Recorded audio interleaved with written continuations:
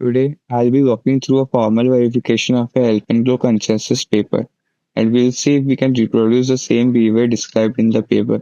We'll start with the dual voting scenario. I won't go into explaining every single definition from the paper since that would take too long. Instead, I'll link the paper below, and here we'll mostly focus on verifying. I'll run the command in the background, and in the meantime, I'll give you a quick overview. This TLA plus file holds the formal definition and logic for verifying the Solana Alpenglow Consensus Protocol. With Alpenglow, I can run dual path behavior at same time. In the fast path, when 4 out of 5 validators vote, the system must generate a fast finalization certificate right away. In slow path, when 3 out of 5 validators vote, including fallbacks vote, the system must generate an authorization certificate. This prevents a dangerous scenario where a block gets finalized in both paths at once.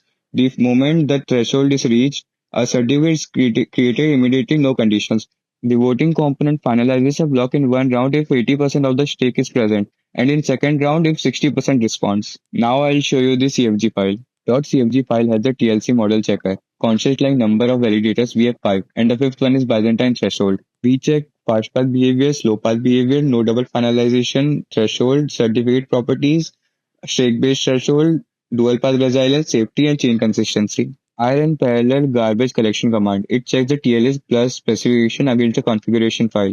It states the different voting scenario and every possible network condition get verified. We have generated 88 million plus different ways the validators could vote.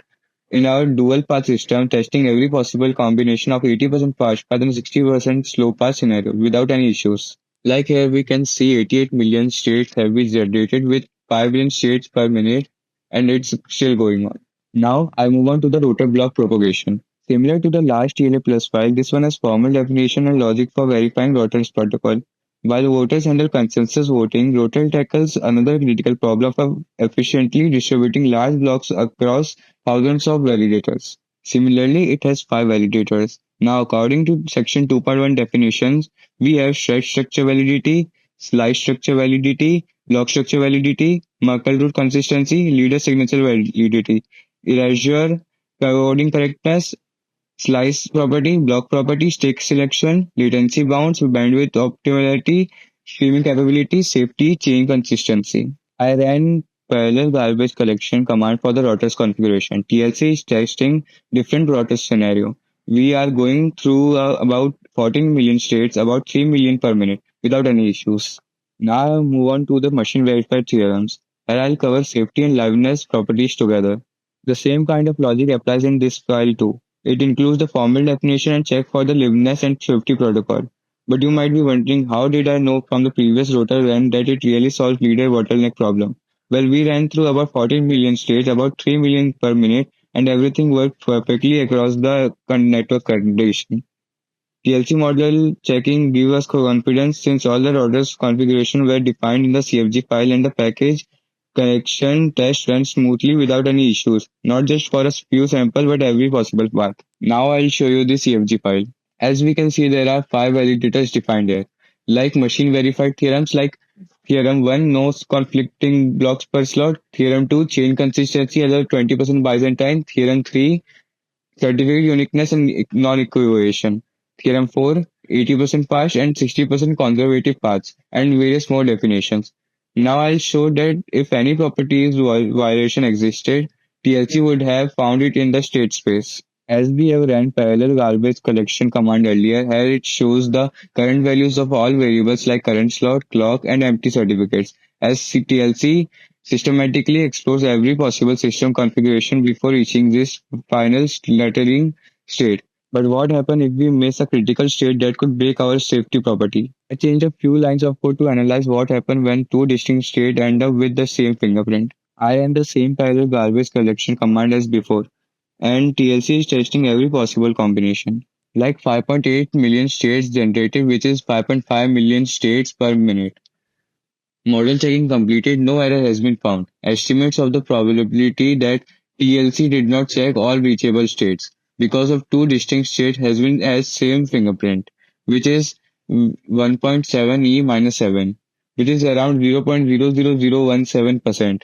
That's roughly a 1 in 5.9 million chance during testing. In reality, the risk is even lower, around 1 in 312 million. Now, I'll move on to the next property. Just like before, this file contains all the TLA theorems from the paper, like Byzantine resilience, offline resilience, and combined 20 plus 20 resilience. We represent a mathematical theorem from TLC. Before we run any test, TLA plus needs this work specification to know what correct behavior actual means. So it can verify our protocol never violates this rule no matter what Byzantine validators try to do. Now I'll show you the CFG file. Here I have tested with 7 validators. Focus on testing one specific thing. Can protocol handle exactly 20% Byzantine plus 20% offline validators? So we can constrain the model to quick reach those faulty conditions and verify the key points and various properties defined here as you can see. The CFG file also defines which properties to check and set the constraints that keep our state space manageable while still testing all the critical fault conditions. Now I'll run parallel garbage collection command. It checks the TLS plus specification against the configuration file. With 7 nodes testing the full 20 plus 20 resilience model, it completed in just 1 second with only 12,000 states. This happened because our state constraints are tighter for the resilience test, focusing specifically on the fault tolerance properties. Alright, let's move on to the verifying with different node setup. I'll start with liveness property.cfg file where I've taken 3 validators for basic safety rules. I'll run the command in the background in the meanwhile and move on to the 5 nodes. Vodka.cfg file has 5 validators, which bring Byzantine fault scenario to see how the system reacts. And resilience test.cfg file, which has 7 validators and will run the full resilience model, which has 20% Byzantine plus 20% offline. Now, let's look at the terminal window with 3 nodes. TLC explored nearly 6 million plus states in just 90 seconds and found no errors. That's the protocol proving its basic safety properties work correctly.